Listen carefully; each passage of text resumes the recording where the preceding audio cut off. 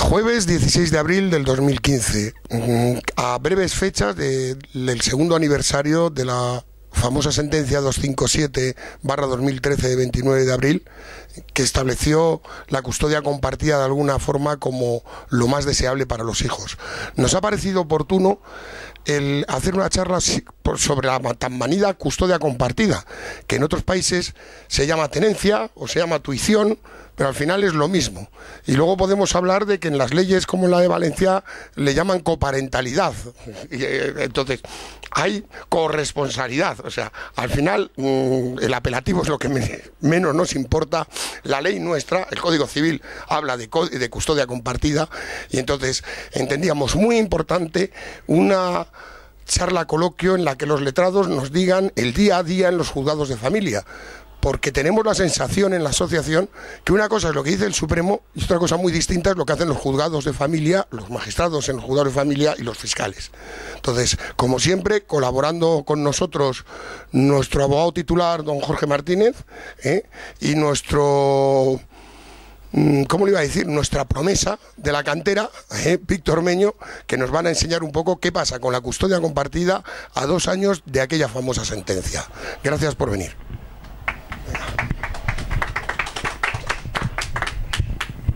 Bueno, pues buenas tardes a todos.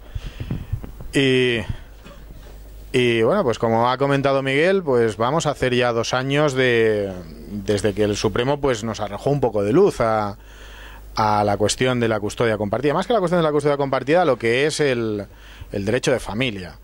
Y digo que nos arrojó un poco de luz porque es la primera vez que nos hemos encontrado con una definición. Con una definición de un concepto en el rango de familia. ¿Por qué? Pues porque el Código Civil no nos dice por ningún sitio qué es la guardia y custodia, no nos define lo que es un régimen de visitas, no nos define lo que es, en definitiva, cualquier concepto que sabemos que existen, pero no sabemos cuál es su contenido. Pues el Tribunal Supremo, en el 2013, el 29 de abril, fue cuando abrió el melón. No solamente abrió el melón diciendo qué es lo deseable, qué es lo conveniente, qué es lo prudente o lo que mejor protege el beneficio de los niños, sino que nos dio la primera definición de lo que es una guardia y custodia. Y nos la definió, más de algunos lo sabréis, hablando de la guardia y custodia compartida. ¿Qué nos dijo el 29 de abril de hace casi 2 años? Os cito literalmente. La custodia compartida es el derecho que los hijos tienen a relacionarse con ambos progenitores, aún en situaciones de crisis, y que tendrá que aplicarse siempre que sea posible, en tanto en cuanto lo sea. Sigue diciendo que se trata de la mejor solución para el menor, por cuanto le permite seguir relacionándose del modo más razonable con cada uno de sus progenitores, siempre que ello no sea perjudicial para el hijo, desde la idea de que no se trata de una medida excepcional, sino al contrario, debe considerarse la más normal porque permite que sea efectivo el derecho de los hijos tienen a mantener dicha relación. Esto representa una novedad y muy significativa en el ámbito de las relaciones paterno-filiales, porque nos lo define.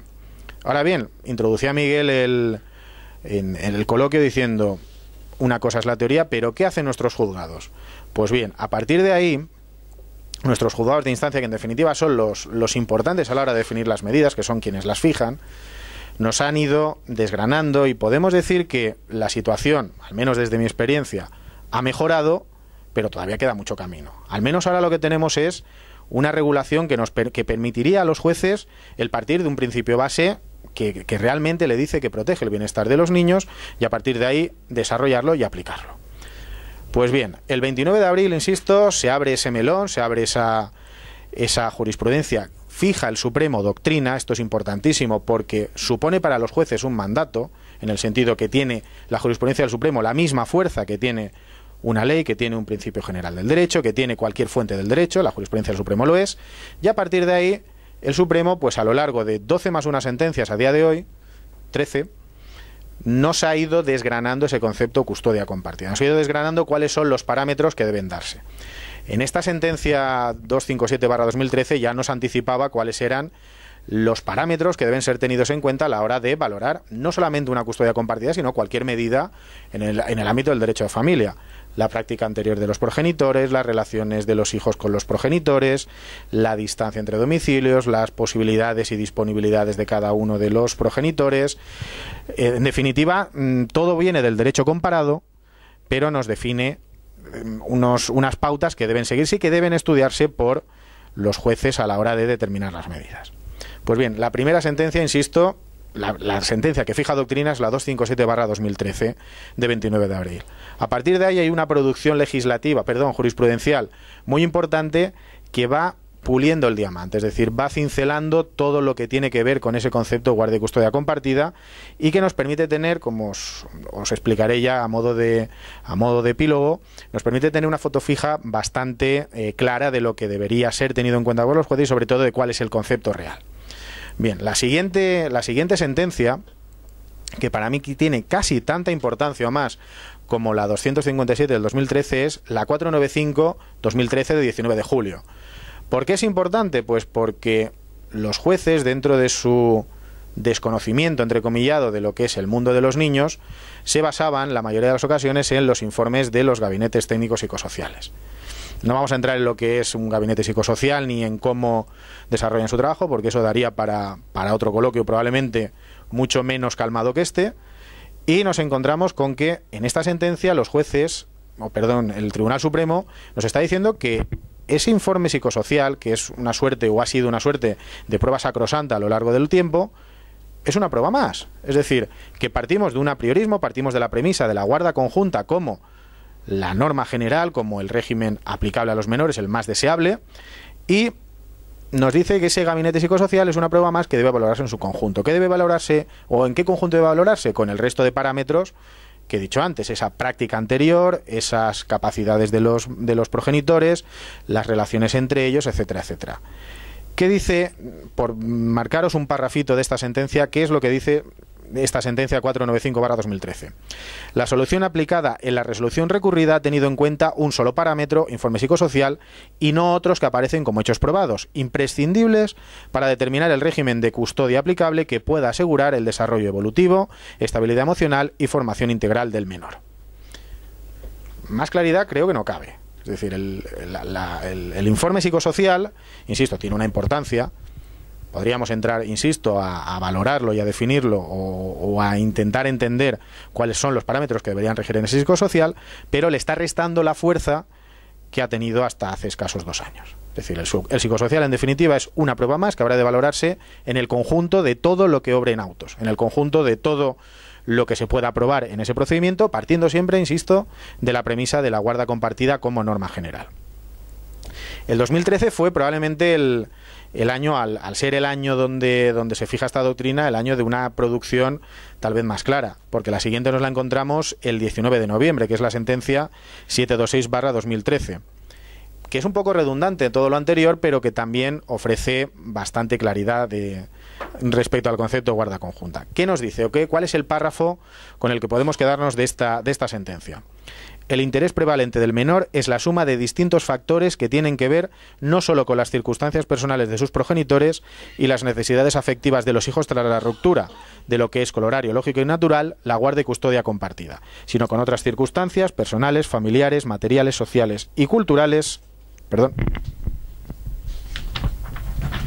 que deban ser objeto de valoración para evitar en lo posible un factor de riesgo para la estabilidad del niño. Y me parece importante también lo que dice a continuación, que es que la situación del grupo familiar no es la misma antes que después de la separación o divorcio, especialmente para las economías más débiles que dividen y particularmente cuando uno de los cónyuges debe abandonar el domicilio o cuando se bloquea la normal disposición del patrimonio común de ambos cónyuges, impidiendo una cobertura económica mayor no solo en favor de los hijos, sino de los propios padres. Pues bien, si os habéis dado cuenta, esta sentencia vuelve a hablar de que el corolario de todo esto es la guarda compartida, pero ya está entrando en un concepto que no había tocado hasta la fecha, que es la materia económica. ¿Qué nos viene a decir?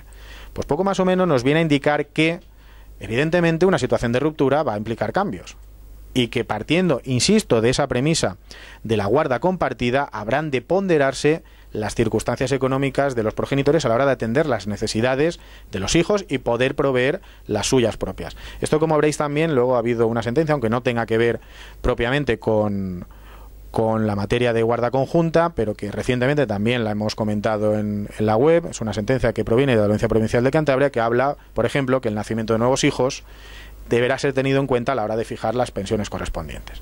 Pues esta sentencia 276, que probablemente sea a lo mejor una de las que menos importancia puede tener, también nos deja esa perla. Nos deja esa perla en el sentido de hablarnos de las nuevas circunstancias, habrán de hacer que se valoren todas las circunstancias en conjunto y siempre partiendo de la guarda compartida como norma general. Sigo. ¿Cuál ha sido probablemente uno de los argumentos, más de uno lo habréis encontrado, el argumento más manido que nos pueden haber utilizado a la hora de negarnos una guardia y custodia compartida en un juzgado? Las relaciones entre los progenitores. Es evidentemente una buena relación, cosa que es un poco contradictorio con que nos estemos separando. Una buena relación ayuda sin duda a la guarda conjunta. A la guarda conjunta y en definitiva a cualquier relación de padres con hijos, en una situación de ruptura o de no ruptura. Pues bien, aquí en esta sentencia que vamos a comentar, la 757/2013 de 29 de noviembre, nos dan una pista muy importante, nos dan un concepto para mí fundamental que resta importancia a las relaciones entre los cónyuges, a las relaciones entre progenitores, o mejor dicho, está evitando que nos encontremos en un procedimiento judicial con algo que nos hemos encontrado todos, que es que nos digan que nos llevamos mal para negar la guarda compartida. ¿Qué dice esta sentencia? Las relaciones entre los cónyuges por sí solas no son relevantes ni irrelevantes para determinar la guarda y custodia compartida. Solo se convierten en relevantes cuando afecten, perjudicándolo, el interés del menor, como sucede en supuestos de conflictividad extrema entre los progenitores, especialmente siempre que haya malos tratos, a causa de la continua exposición del niño al enfrentamiento. Y es el caso que la genérica afirmación "no tienen buenas relaciones" no ampara por sí misma una medida contraria a este régimen. Esto es, contraria a la custodia compartida.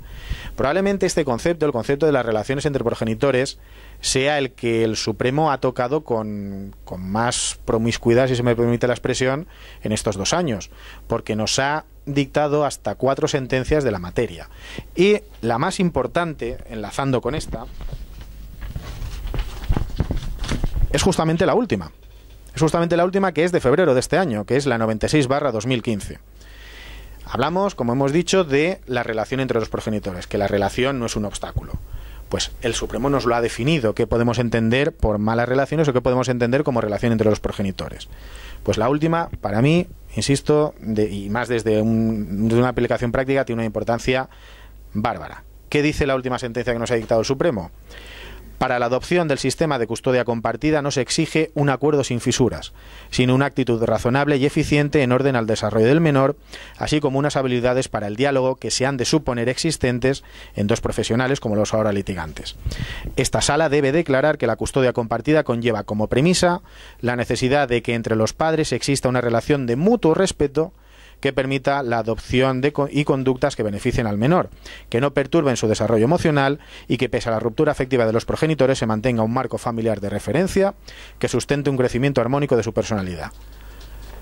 Con esta sentencia, el Tribunal Supremo se ha cargado de un plumazo muchas de las estrategias de defensa de muchos de mis compañeros, que es decir, que es que nos llevamos muy mal, que es que aquí no hay forma de aclararnos con tu cliente, que aquí no hay forma de que se alcance ningún tipo de acuerdo. Nos lo dice el Supremo con una claridad meridiana. Una cosa es que nos llevemos mal y otra cosa si es que nos llevamos mal.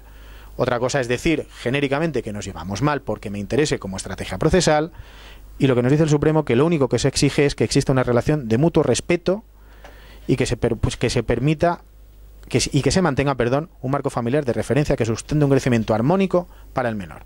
Es decir, no vale con decir nos llevamos mal. Es más, en esta sentencia el Supremo nos habla que hay que existen discrepancias lógicas, como puede ser la elección de un colegio, como puede ser un viaje de estudios, como pueden ser muchas circunstancias, pero que eso, si se dan inclusive dentro de un matrimonio, ¿cómo no se va a dar en parejas que se rompen? En definitiva, ¿qué podemos concluir con esto? Que las relaciones entre los progenitores no son relevantes, o mejor dicho, que una pretendida mala relación no es relevante para que no nos puedan acordar la custodia compartida. Es más, el juzgador de instancia tendrá que valorar quién es quien no fomenta esa relación, quién es quien no fomenta el diálogo y quién es quien busca el conflicto, si es que lo hay, para no acordar esa guarda conjunta. He querido hacer este salto porque me parecía importante, por lo que os decía, teniendo en cuenta lo que es las relaciones entre los progenitores. Me pareció de una importancia porque, insisto, es el concepto que el Supremo ha tocado con mayor promiscuidad. Hasta en 4 resoluciones nos lo está diciendo. En el 2013, haciendo un flashback, nos encontramos con 2 sentencias también importantes. Una por su definición doctrinal y otra por lo que supone a efectos de carga de la prueba. Pues bien, son las sentencias 761 y 762, ambas de diciembre, de 12 y de 17 de diciembre. La sentencia 761-2013, insisto, es una definición doctrinal y es redundante en el melón que abrió la 257. Es redundante porque nos vuelve a hablar que la custodia compartida es la norma general, que es el marco deseable, que es el marco de normalidad familiar. En definitiva, nos está diciendo que la custodia compartida ha dejado de ser la niña fea del baile y que todo el mundo quiere bailar con ella. Nos ha demostrado el Supremo, con sus definiciones, que esa tiene que ser la norma general. ¿Por qué me parece importante la siguiente? La 762/2013, por esto que os comentaba de la inversión de la carga de la prueba. ¿Qué supone? Si recordáis, lo que nos estaba diciendo el Código Civil era que la custodia compartida era excepcional y que como excepcional teníamos que probar que era lo mejor para los niños, que era lo mejor para que un juez pudiera adoptar esa medida. Sin embargo, lo que nos dice esta sentencia 762/2013 nos está diciendo justo lo contrario. Nos está diciendo que quien alegue una custodia monoparental en su demanda, en su solicitud, tiene que probar que eso es lo mejor. ¿Por qué? Porque el Supremo nos ha dicho que la custodia compartida es la norma general. Por tanto, por eso tiene esa importancia. Esta sentencia 762 probablemente sea una de las grandes desconocidas de todo el marco jurisprudencial del Supremo, porque los jueces siguen tirando de inercias. Cuando hablábamos al principio de cuál es la situación actual en juzgados, pues los jueces siguen diciéndonos o nos comentan que sí, que la compartida está muy bien, que es la norma general, pero que lo tenemos que probar. No, señorías, tienen ustedes que ver la sentencia 762/2013 y pedir a la parte que no está invocando la norma general que nos pruebe que la norma general no es aplicable. Por tanto, de ahí la importancia de esta sentencia 762/2013. Porque, como decíamos, es la norma general y nos lo recuerda el Supremo otra vez, ya entrados en el año 2014, en la sentencia 200/2014 de 25 de abril. Voy a tirar otra vez de literalidad del Supremo. ¿Qué nos dice aquí? La excepcionalidad que se refiere el inicio del párrafo octavo debe interpretarse, pues, en relación con el párrafo 5 del propio artículo, que admite que se acuerde la guardia y custodia compartida cuando así lo soliciten ambos progenitores o uno con el acuerdo del otro. Si no hay acuerdo, el artículo 92.8 del Código Civil no excluye esta posibilidad, pero en este caso el juez deberá acordarla fundamentándola en que solo de esta forma se protege el interés del menor. Esto es, la excepcionalidad, al igual que la sentencia 762 que hemos comentado, invertía la carga de la prueba, aquí entiendo que el Supremo da la vuelta a la excepcionalidad. Es decir, que lo excepcional es la guarda monoparental en cualquiera de sus formas. La norma general, dicho en este momento a lo largo de 8 sentencias, es la guarda conjunta. Y esta sentencia 200/2014, en un parrafito muy mínimo, nos está diciendo que lo excepcional es lo contrario, es la custodia monoparental. Porque ya nos han dicho que la custodia compartida es el derecho de los niños, que deberá aplicarse siempre que sea posible y en tanto en cuanto lo sea. A partir de ahí, en el 2014 hay un pequeño impasse y llegamos a una sentencia también importantísima. Importantísima sobre todo para todos aquellos que os planteáis una modificación de medidas, que es la sentencia 368/2014 de 2 de julio. ¿Por qué es importante? Pues porque no pocos de vosotros llegáis a un primer procedimiento de divorcio de medidas donde se os invita, con mucho cariño, a acordar unas determinadas medidas.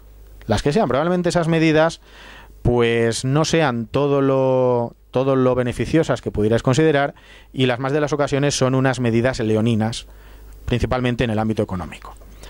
Pues esta sentencia también nos ayuda y nos arroja bastante luz.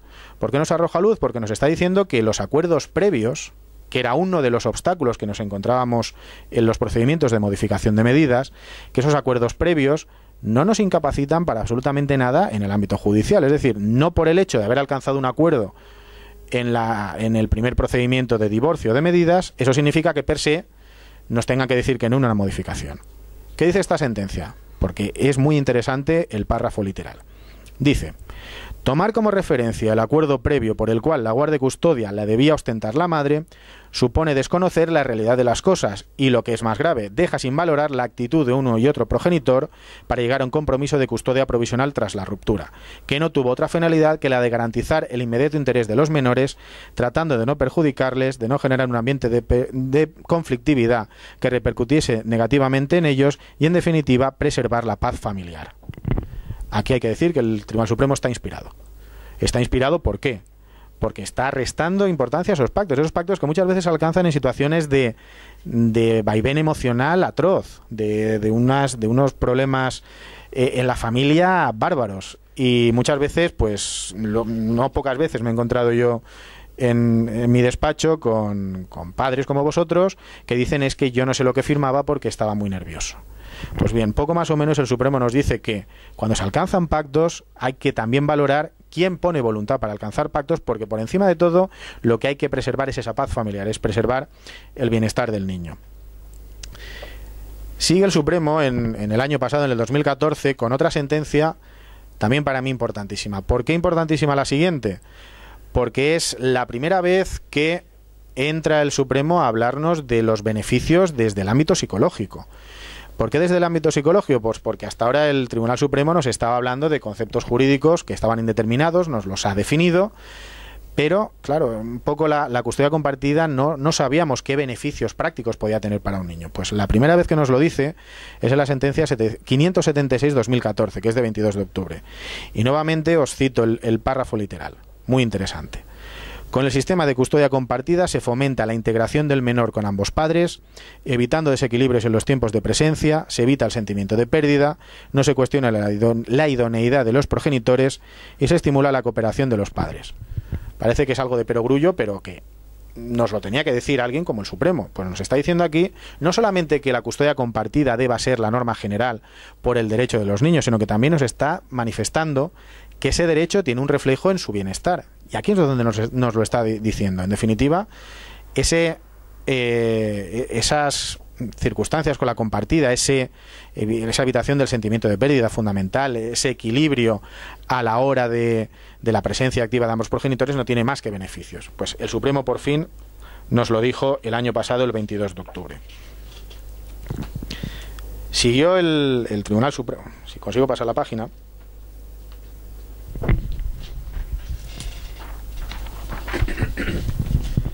Siguió el Tribunal Supremo, si os acordáis, hablábamos de las relaciones entre progenitores. Como decíamos, tiene hasta 4 resoluciones donde define ese punto. Y aquí, nuevamente, a finales del año pasado, concretamente el 18 de noviembre, nos volvió a hacer hincapié en que siempre en un procedimiento de ruptura puede haber discrepancias, puede haber divergencias, pero que esas diferencias no son un obstáculo en absoluto para que pueda fijarse la guarda conjunta. Pues bien, ¿qué nos dijo el 18 de noviembre en la sentencia 616/2014? Uno y otro deberán cooperar en relación a las responsabilidades y funciones referentes a la guardia y custodia de los hijos y resolverán de mutuo acuerdo sobre cualquier otra cuestión no prevista en el convenio regulador, como la relativa a las vacaciones de Navidad y fin de año, en las que se procurará que los niños las disfruten de forma alternativa con uno y otro progenitor. Nuevamente incide en la existencia de diferencias, la existencia de discrepancias, pero que eso no nos tiene que impedir, como jueces, cuando lo seamos, a la hora de fijar la guarda compartida. Pues bien, nos quedan por comentar 2 sentencias, pero que tienen nuevamente una importancia capital. Y la siguiente que voy a comentar en su momento causó muchísimo revuelo en diversos foros. ¿Por qué? Porque el Tribunal Supremo desestimó el recurso de casación que interpuso un padre, pues que no estaba de acuerdo con la sentencia de la audiencia provincial correspondiente. Y se pensó que el Tribunal Supremo había cambiado los criterios respecto a la guarda conjunta. Se pensó que justamente esa denegación o esa desestimación del recurso de casación implicaba un cambio de criterio y que había alguna suerte de mano negra, por llamarlo así, dentro del Tribunal Supremo. Pues no. El Tribunal Supremo aquí justamente vuelve a avalar cuál es la custodia compartida, o mejor dicho, que la custodia compartida es la norma general, y justifica la no concesión o la no estimación de ese recurso de casación basándose justamente en su propia doctrina general. ¿Qué sucede aquí? Aquí nos encontrábamos, según la exposición de hechos que había en esta sentencia, con una exposición del menor a un conflicto. Y el Supremo justamente lo que viene a decir es que partiendo de la premisa de la custodia compartida como regla general, que cuando hay una exposición continuada a ese conflicto, cuando hay una exposición continuada de un menor y que repercute negativamente su estabilidad, por mucho que se cumplan los parámetros teóricos de esa guarda conjunta, no puede fijarse. ¿Qué decía esta sentencia? Que es la 619/2014 de 18 de noviembre. Esta sala debe declarar que la custodia compartida conlleva como premisa la necesidad de que entre los padres exista una relación de mutuo respeto que permita la adopción de actitudes y conductas que beneficien al menor, que no perturben su desarrollo emocional y que pese a la ruptura afectiva de los progenitores se mantenga un marco familiar de referencia que sustente un crecimiento armónico de su personalidad. Daos cuenta que acabo de deciros que aquí no estimaba el recurso. Es el de todas las sentencias que ha dictado el Supremo en este año o en estos 2 años, es la única en la que no estimaba el recurso de casación que se interpuso. Y lo hacía justamente para justificar su posición, para decir, reiteramos que la doctrina de este tribunal, la doctrina de este Tribunal Supremo es la guarda conjunta como norma general, pero si hay una continua exposición a un conflicto por parte de un menor, no puede adoptarse. Nos quedan 2 por comentar, aunque bueno, una hemos hecho antes un saldo, que era la 96/2015, y después de prácticamente 2 años, hace poco menos de 2 meses, el Tribunal Supremo nos ha vuelto a decir o nos ha vuelto a reiterar cuál es su doctrina. Nos lo ha dicho en la 52/2015. Reitera lo que nos dijo en la primera, nos ha reiterado lo que nos dijo en la 257/2013. ¿Qué dice esta sentencia? Se reitera como doctrina jurisprudencial la siguiente: la interpretación de los artículos correspondientes del Código Civil debe estar fundada en el interés de los menores, que van a quedar afectados por la medida que se deba tomar, que se acordará cuando concurran criterios tales como la práctica anterior de los progenitores en sus relaciones con el menor y sus aptitudes personales, los deseos manifestados por los menores, el número de hijos, el cumplimiento por parte de los progenitores de sus deberes en relación con los hijos y el respeto mutuo de las relaciones personales, el resultado de los informes exigidos legalmente y, en definitiva, cualquier otro que permita a los menores una vida adecuada, aunque en la práctica puede ser más compleja que la que se lleva a cabo cuando los progenitores conviven, señalando que la redacción del artículo 92 del Código Civil no permite concluir que se trate de una medida excepcionalísima, sino que al contrario habrá de considerarse normal e incluso deseable, porque permite que sea efectivo el derecho que los hijos tienen a relacionarse con ambos progenitores, aun en situaciones de crisis, siempre que ello sea posible y en tanto en cuanto lo sea.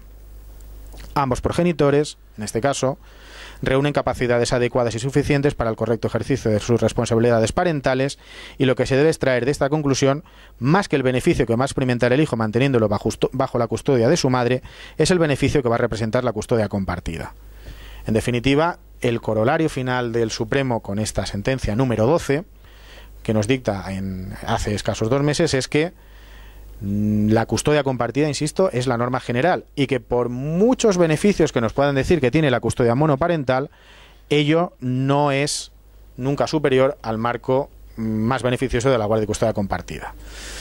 Por tanto, ¿cuál sería el resumen de estos 2 años de jurisprudencia por parte del Tribunal Supremo en la materia? Pues sí, a nivel teórico el Tribunal Supremo nos ha dejado muy claro cuál es el mejor marco para los menores. Nos ha establecido una norma general. Nos ha dicho que la custodia compartida, la novedad que introdujo es que era un derecho de los niños. Jamás se ha hablado en el Código Civil de un derecho para los menores. No se ha hablado de nada, en definitiva, pero nos habla que es un derecho de los niños. Por tanto, ese derecho de los niños y esa protección del mejor beneficio para ellos pasa indefectiblemente por el establecimiento como norma general de la guarda compartida. La teoría es fabulosa, la teoría es divina. Ahora bien, ¿lo aplican nuestros jueces de primera instancia? Con matices. Y los matices normalmente son negativos, por eso son matices. Depende muchas veces de circunstancias tales como el partido judicial en el que te muevas. Depende de circunstancias tales de el planteamiento que se haga en la demanda. Depende de circunstancias tales como de el fiscal de turno. Y sí, es verdad que ha habido, al menos a nivel práctico, ha habido una evolución. Es decir, nos encontramos con que ya no te miran raro cuando planteas esa guardia y custodia compartida, ni en un escrito, ni en sala. Pero sí que es verdad que a los jueces todavía les falta cierto, no conocimiento, porque el derecho lo conocen, sino cierta, tal vez, valentía a la hora de hablar de esa norma general y de no cuestionarse otros factores. En definitiva, en estos 2 años el Tribunal Supremo nos ha dado una herramienta maravillosa a la hora de poder defender estas posiciones, nos ha dicho que la custodia compartida, por fin, es la norma general, nos ha dicho que es un derecho de los niños, pero todavía queda camino por recorrer. Ojalá siga el Tribunal Supremo con esta producción tan prolija y nos siga cincelando el diamante para que directamente se elimine la litigiosidad o se reduzca a términos máximos. Cuanto mejor definido esté el concepto, sin lugar a dudas, más fácil será, dentro de lo complicado que es una ruptura, el que se lleve de la mejor manera. Por tanto, no podemos por menos que felicitarnos, entre comillas, por esa jurisprudencia del Supremo y desear que justamente se aplique siempre que sea posible y en tanto en cuanto lo sea. Gracias. Le paso la palabra a Víctor para que nos diga también impresiones y demás. Simplemente un pequeño apunte sobre una sentencia que a mí me parece muy importante, de la cual Jorge ya ha hablado. Es la sentencia 368/2014 y es sobre todo porque yo creo que ya casi todos los padres tienen puestas unas medidas, tanto económicas como un régimen de visitas al cual pueden ya haber llegado a acuerdos, pero que con esta sentencia sí nos abre una posibilidad de entrar en el procedimiento de la modificación de medidas, ¿no? Todo que padre desea tener o bien más tiempo con sus hijos o bien tener una custodia compartida en la cual se puede basar todo letrado en esta sentencia para hallarlo en este procedimiento. Simplemente, y después de esta explicación, poco apunte me queda dar.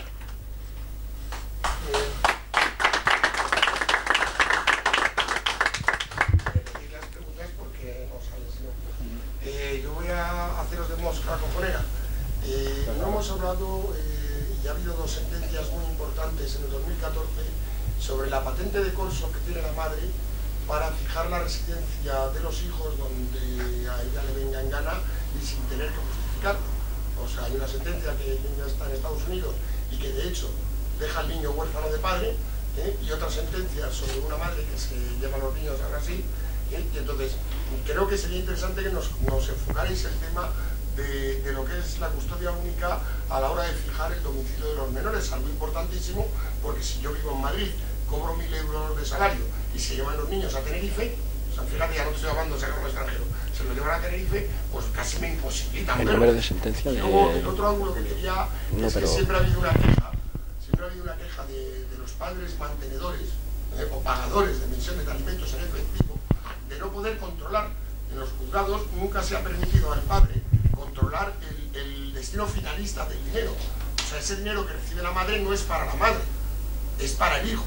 Entonces yo no conozco ningún juzgado que haya evaluado si realmente ese dinero, que es finalista, ha llegado a su destino, a los menores, ¿no?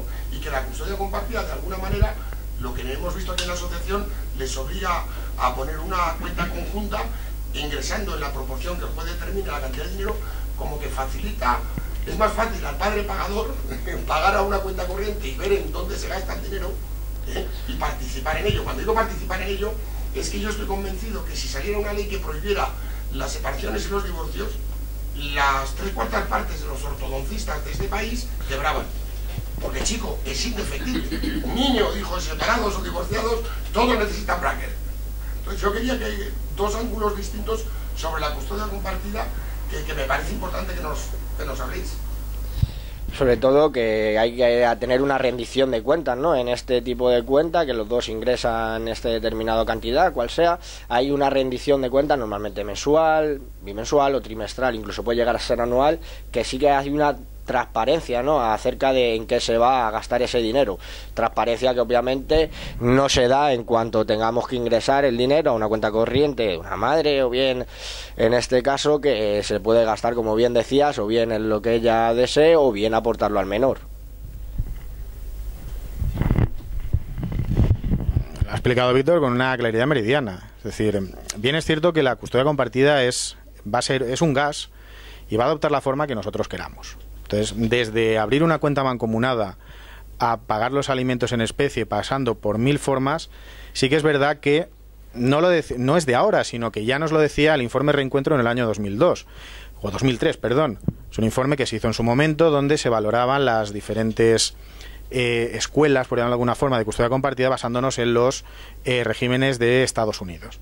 Pues bien, ahí se había demostrado con estadísticas que en un marco de custodia compartida se reducía hasta en un 62% los incumplimientos en materia de impago de pensiones. ¿Por qué? Pues justamente por lo que apuntaba Miguel hace un momento, porque no es la misma sensación al no tener, dentro de un régimen monoparental, se nos fija una pensión, se nos dice pague usted, pero no sabemos el destino. Es decir, no hay una auditoría de esos gastos, que sería lo mínimo deseable, al menos que nos dijeran a qué se destina esa pensión que es para los hijos y no para el progenitor custodio.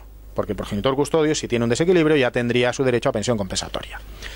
Pero ya nos decía, pero como ha apuntado Víctor, el hecho de tener esa cuenta mancomunada, que es probablemente la forma por la que se decantan con mayor frecuencia los jueces, permite, además de esa posible rendición de cuentas, nos permite a nosotros, con esa firma mancomunada, tener acceso a los gastos reales de un niño. Por tanto, va a reducir sobremanera esos impagos y, sobre todo, al pagador, porque puede haber un pagador en mayor porcentaje que el otro.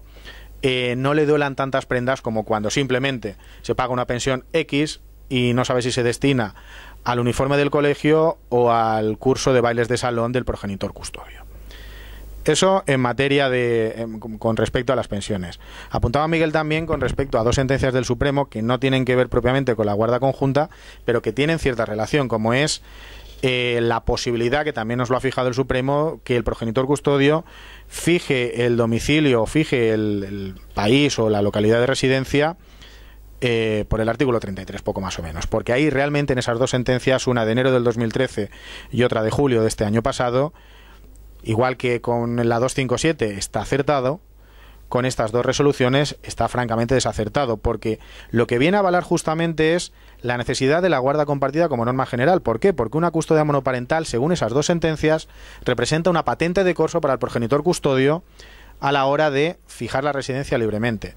Daos cuenta, sobre todo la sentencia, la segunda de ellas, que hacía referencia a un traslado de los menores a Brasil, o de un menor a Brasil. El menor, por poneros un poco en antecedentes, jamás había vivido en Brasil. El niño era hijo de madre brasileña, padre español, en Ciudad Real, y se había planteado por parte del padre un procedimiento de modificación para ostentar la custodia. Se le concede la custodia al padre, se sigue los trámites correspondientes y termina concluyendo el Supremo diciendo que sí, que evidentemente el traslado de la madre a Brasil se produce por su imposibilidad económica en España y que tiene que arrastrar al niño porque allí sin duda va a tener un mejor régimen, sin duda va a tener allí una buena calidad de vida. Está hablando de una probabilidad, está hablando de una posibilidad, pero está cerrando la certeza a la buena vida que tiene en España.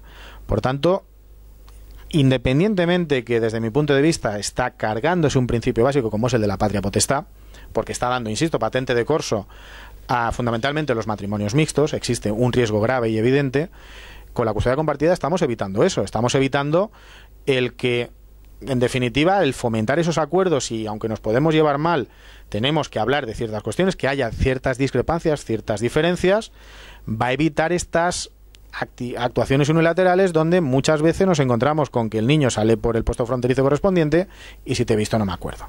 En definitiva, yo creo que esa guarda compartida relacionada con estas dos sentencias va a evitar muchas veces esos traslados al extranjero o los cambios de localidad sin más. Quería ya la última, y esta no es pregunta mía, es un planteamiento. Decías que hay argumentos que ha contemplado el Supremo y hay un argumento que se usa mucho y el Supremo yo creo que jamás ha hablado del tema. Nos decías que la custodia compartida es un traje a medida, que no es cambiar al niño de domicilio todos los días, no es cambiarlo por meses, no es cambiarlo por años, que depende de las circunstancias. Nuestro representante quiere una pregunta porque es un argumento que ha anunciado mucho el feminismo radical, decir que la custodia compartida desestabiliza al menor. Y entonces este representante nuestro, Ángel, de custodia compartida, tiene la custodia compartida concretada en trimestres, incluyendo mitad de vacaciones anteriores y posteriores, con lo cual su hijo cambia de progenitor cada tres veces en un año. Mientras que, digan los letrados, en un régimen, lo que aquí llamamos el churro, el régimen ese de fines de semana alternos, etcétera, mínimo son 40 cambios de domicilio, ¿no? El Tribunal Supremo eso no lo ha contemplado, ¿no? El Tribunal Supremo no ha contemplado nada de esto. Es decir, el Tribunal Supremo nos parte de una premisa general. Nos parte de la premisa de lo deseable, de que deberá mantenerse la mayor proximidad en cuanto a la vida anterior para un menor en una situación de ruptura. Pero sí que es verdad que hay varios mitos con respecto a la custodia compartida. El primero de ellos era que el que la pedía es que no quería pagar pensiones. El segundo de los mitos era que se va a desestabilizar al niño. El tercero era que como no nos llevamos bien no se puede acordar. Pues bien, de estos dos los hemos comentado. El tercero, que no nos llevamos bien, lo ha desterrado el Supremo de plano. Nos ha dicho que normal que nos llevemos mal porque si no, no nos separamos, pero que siempre y cuando esas diferencias no sean graves, no vale con decir de parte del delegado de Junta de custodia compartida, que cuándo vas a llevar un caso al Supremo con este tema para que el Supremo se pronuncie como otro tercer mito a derivar. Mañana es que es viernes, pero lunes o martes sin duda. Entonces, por terminar un poco, cuando hablábamos de ese traje a medida, es decir, cuando hablábamos de esos mitos, claro, no, el churro, como ha definido Miguel, era fines de semana alternos y 1 o 2 días entre semana. Eso, lo que los psicólogos denominan episodios de tránsito, lleva a no menos de 30 a 40 intercambios al mes. Todos esos episodios de tránsito. En cambio, con una custodia compartida, pongamos, con una alternancia semanal y un día para que mantenga vínculo con el progenitor no conviviente y un día con pernocta, incluso estamos reduciéndolo a menos de 10 intercambios, a menos de 10 episodios de tránsito. Por tanto, no es cierto que la custodia compartida genere inestabilidad. La inestabilidad lo genera justamente las visitas. Una custodia compartida o un ejercicio de la corresponsabilidad, un ejercicio y unas pernoctas, jamás van a ser desestabilizadoras para un menor. Es desestabilizador salir de un colegio, cogerlo de una actividad extraescolar, darle la merienda en un Burger King, jugar en el parque, hacer los deberes en un taxi y devolverlo a casa a las 8 de la tarde. Eso sí que es desestabilizador. Lo que no va a ser desestabilizador es que el niño tenga la rutina de tener unos compartimentos estanco de convivencia y que en esos compartimentos estanco tenga, por supuesto, la posibilidad de con el que no conviva en cada periodo, sea semana, sea quincena, sea trimestres, sea meses, que se eliminen esos episodios de tránsito. Se le va a dotar de estabilidad. Por tanto, el mito de la custodia compartida genera inestabilidad, nada más lejos de la realidad. Justamente lo que hace es fomentarla.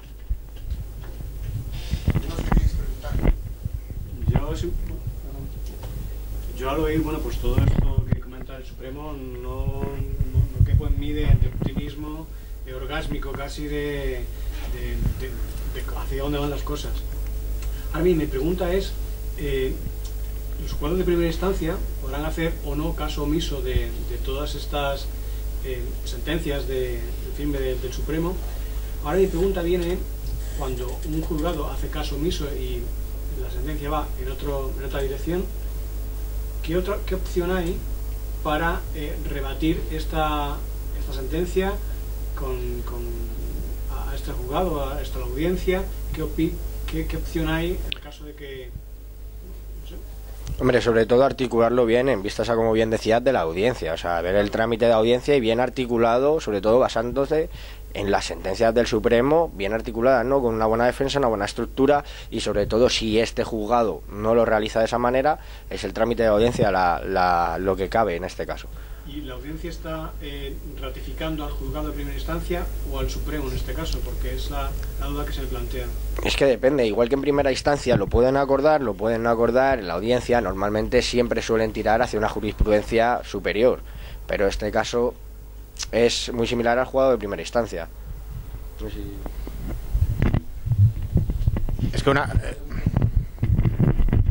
que una cosa es la teoría y otra cosa es la aplicación práctica. Es decir, es que son cosas totalmente diferentes.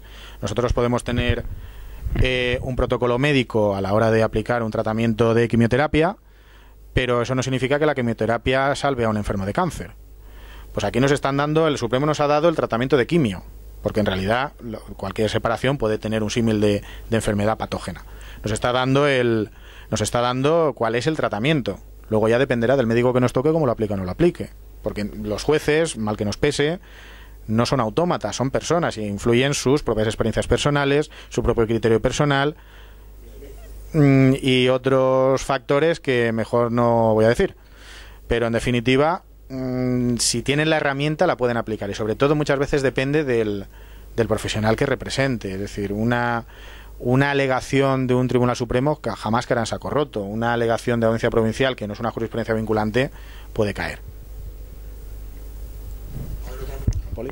Sí, a ver, habéis dicho dos cosas. Una de ellas es que está bien claro la jurisprudencia que hay del Supremo, y otra cosa es que a ver si me entiendo. La jurisprudencia marca claramente que la custodia compartida se debe de aplicar como régimen general, ¿no? Como norma, ¿no? Vale. Y luego otra cosa que habéis dicho al principio es que esto supone un mandato hacia los jueces de primera y segunda instancia, ¿no? Tiene fuerza vinculante, es decir, la jurisprudencia del Supremo es una fuente del derecho, al igual que lo es la ley. Entonces los jueces lo tienen que valorar, o mejor dicho, lo deben de tener en cuenta. La premisa para ellos es custodia compartida, norma general. Pero también hay que valorar otros factores, es decir, el café para todos no nos sirve. Hay que valorar otras circunstancias, pero sí que antes de esta jurisprudencia del Supremo quedaba todo al albur de los jueces, y sobre todo lo que quedaba era que la custodia compartida era excepcional, y como excepcional teníamos que probar su bondad. El Supremo nos ha dicho que no tenemos que probar la bondad, porque ya nos ha dicho que es lo bueno, ya nos ha dicho que es lo más beneficioso, nos ha dicho que tiene que ser la regla general. A partir de ahí, pues evidentemente, a la hora de aplicar no solamente la doctrina y la jurisprudencia, sino la totalidad de normativa aplicable en conjunto, el juez tiene que valorar todos los factores que haya.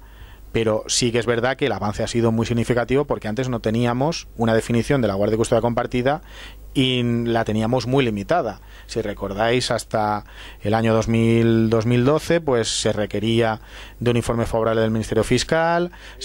Ahí voy yo a ese informe favorable del Ministerio Fiscal. Cuando se impuso de alguna manera, o cuando se adoptó esa medida, que también condicionaba a los jueces, lo mismo que entiendo yo, la jurisprudencia del Supremo está condicionando también a los jueces a que tienen que aplicar la custodia compartida como norma. Diferente, porque cuando se introdujo el 92.8 en el Código Civil, se estaba haciendo una traslación de la potestad jurisdiccional, es decir, el único que puede dictar una sentencia, es un juez. Con el 92.8 se estaba diciendo que si el fiscal decía que no había compartida, el juez no podía acordarla, es decir, se le estaba limitando su capacidad como juez, se le estaba limitando su potestad como juez. El Tribunal Constitucional declaró ese precepto inconstitucional, porque era de perogrullo, y hoy nos encontramos con que cuando los fiscales informan respecto al régimen aplicable, nos encontramos con muchísimos fiscales que informan que no a la custodia compartida y los jueces la acuerdan. En su momento sí que cogieron esa limitación, sí que la cogieron y se basaban en ella para no acordar custodias compartidas. Pero una gran mayoría se basaba en ella para no acordar custodias compartidas. En aquel momento, cuando se produjo la reforma del 2005, etcétera, la custodia compartida sí que es verdad que se introdujo en el Código Civil como posibilidad, pero como una posibilidad limitada porque requería informe favorable del Ministerio Fiscal, requería... Y efectivamente se consideraba como excepción. Hoy se le ha dado totalmente la vuelta. No es la excepción, es la norma, y no necesitas informe del Ministerio Fiscal favorable para que se acuerde. Pero quiero decir, hoy mismo yo escuchaba un vídeo de otra asociación en la cual llevaban a un ponente, un psicólogo de los juzgados también, y él decía que hablando con un juez, a quien él tenía que informar de la custodia compartida... Pero lo que diga un psicólogo a nivel judicial es totalmente absurdo. He visto el vídeo, ni puñetero caso lo que ha dicho el psicólogo. Entonces, yo lo que pretendo reflejar es que la sistemática machista que hay de todavía ese porcentaje tan grande de custodias maternas, que la custodia materna se impone, y los jueces la siguen aplicando, al contrario justamente que cuando sacó la limitación del informe fiscal. O sea, en ese sentido, como iba en contra de la custodia compartida, lo cogieron y se apoyaban en él para no otorgar custodias compartidas. Sin embargo, en este caso, que tienen en el sentido contrario la jurisprudencia para acordar custodias compartidas, siguen bajo esa sistemática machista. Y si supone un mandato la jurisprudencia del Tribunal Supremo, si supone un mandato para ellos, entiendo yo que puede ser al mismo, no sé si estoy equivocado, al mismo nivel que las medidas que se imponen o se dictan en la sentencia lo son para nosotros, ¿no? Pero de igual manera que tenemos un mandato en un código que es el penal, que es no matarás, hay gente que mata. Sí, pero pues cuando vamos a los juicios... Para contestar esta pregunta, contéstame una que la hago yo. Delante de ti, ¿algún psicólogo ha dicho que no es partidario de la custodia compartida estando vigente esta jurisprudencia? Que se ha dicho que no es... ¿Tiene una ratificación en vista ¿Ha habido algún psicólogo que te ha dicho que es que él no es partidario de la... Más de uno. Más de uno. Más de uno. Sí. O sea, el problema es que los psicólogos dicen que no. Que todavía están en contra de la custodia compartida y contra Pero los psicólogos no son los que dictan. No, pero es un problema político porque les han puesto allí de psicólogos el feminismo radical, no es un problema de técnica, porque vas a hablar en la facultad de psicología y ya no es igual. Pero se niegan a seguir la jurisprudencia. Pero eso ahí a quien hay que preguntarles a un psicólogo. No, yo ahí lo que pregunto es a los padres nos imponen las costas cuando metemos procedimientos de modificación de medidas. Los jueces no tienen ninguna pena para ellos cuando no siguen el mandato que les ha puesto el Supremo con respecto a la jurisprudencia que ha marcado. Los ninguna repercusión contra ellos. Los jueces resuelven según su leal saber y entender. Otra cosa es que se les dé la herramienta, que en este caso se lo da el Supremo, para determinar las mejores medidas. Pero un juez es libre a la hora de valorar prueba y a la hora de valorar un supuesto de hecho. Otra pregunta porque se nos acaba el tiempo. Hola. Vamos a ver, habéis comentado que la jurisprudencia es una fuente de derecho, ¿no? Entonces debe aplicarse, como tal, entiendo. Si juzgados inferiores no aplican o no la tienen en consideración, ¿pueden ser denunciados esos jueces y magistrados? Que pueden ser denunciados por no aplicar una norma. Le he contestado antes a la anterior respuesta. Los jueces resuelven su leal saber y entender y se le dan las herramientas. ¿Pero pueden ser denunciados? Como poder ser denunciados, pueden ser denunciados. Otra cosa es que hagan caso. ¿Las consecuencias? Es el ejemplo del vídeo. Las consecuencias, pues a ver, si se determina que hay algún tipo de responsabilidad, apartarles de la carrera judicial. ¿Puedo poner un ejemplo particular? Breve, sí, breve. En juzgado de primera instancia, violencia de género. Paremos ahí, violencia de género inaplicable ya de plano. Es como el Tribunal de Orden Público. Claro, hay que tener en cuenta el artículo 257 del Supremo. En este juzgado no se tiene en cuenta la... Pero es que la custodia compartida sigue teniendo una limitación, que es estar incurso en un procedimiento de violencia. 92.7, por tanto, no es una cuestión de en este tribunal no se tiene en cuenta, es que hay una limitación legal, que es ese artículo del Código Civil. ¿Alguno más? Jorge, una primera historia que os quería hacer. Está claro que el Tribunal Supremo dicta una cosa y luego los jueces, a su leal entender y... ¿Cómo es esto? A su leal saber y entender, pues luego hacen, lo entienden como quieren, está claro. Los fiscales, hay ciertas cosas pues que pasan de ella como las denuncias falsas. Entonces mi pregunta es, ¿se tiene en cuenta a la hora de estos procesos, sea compartida, sea monoparental, o sea del padre o de la madre, el estado emocional, digamos, de los progenitores, la influencia e inducción de abogados malintencionados, asociaciones de feministas que todos sabemos a lo que van, y de alguna manera de qué forma influye también pues el tema de la custodia según la edad de los hijos, y a qué edad los hijos pueden digamos opinar ya a la hora de los hijos tienen los hijos serán recibidos en exploración siempre que a razón del juez tengan capacidad de entendimiento suficiente y siempre a partir de los 12 años, precepto del 92. Después, respecto a si inducciones, etcétera, etcétera, es una opinión. Yo en opiniones no voy a entrar. Yo voy a entrar en certezas, que es lo que nos dice la jurisprudencia del Supremo. Tengo una pregunta para cada uno de los letrados. Para Víctor, la pregunta es, ¿qué pasará entonces con las sentencias que se está dando en cuanto a el entendimiento que hacen de la jurisprudencia que tenemos actualmente, ¿vale?, en las cuales se dice que se aplica un amplio régimen de visitas para favorecer la estabilidad psicológica del menor, pero siguen otorgando la guardia y custodia monoparental? Y a Jorge quería preguntarle una cosa. Creo que muchos de los que van a escuchar este vídeo estarán interesados en saber si a raíz de estas últimas sentencias del Supremo se puede instar una modificación de medidas en el juzgado en el que se encuentren, sea de familia, sea de violencia, sin arriesgarse a ser últimamente condenado en costas? Yo primero te contesto. En cuanto al amplio régimen de visitas, siempre se va a favorecer, como se sabe, como en los últimos casos, a la custodia materna. En los últimos años, es lo que me estoy refiriendo. Pero a la Audiencia Provincial de Madrid, creo que es, últimamente ha dictado una sentencia en la cual dice que cada cosa se tiene que llamar por su nombre. Es decir, tú un amplio régimen de visitas en las cuales, por ejemplo, se comparte 14 días lo que es la custodia de un menor entre el progenitor no custodio nombrado por el juez y hasta 15, hay en este caso ya la primera jurisprudencia, aunque sea menor, en la cual te está avalando, en este caso, que ya eso se tiene que llamar como custodia compartida, en la cual yo lo que pienso personalmente es que se debería hacer en esos procedimientos en que el amplio régimen de visitas llega a ser comparable tanto del progenitor custodio como del no custodio. No sé si te he contestado. Sí, pero no hay ninguna sentencia clara en cuanto a eso. ¿Del Supremo? Del Supremo no. La Audiencia Provincial de Madrid se ha pronunciado, que yo creo, Jorge, en una vez.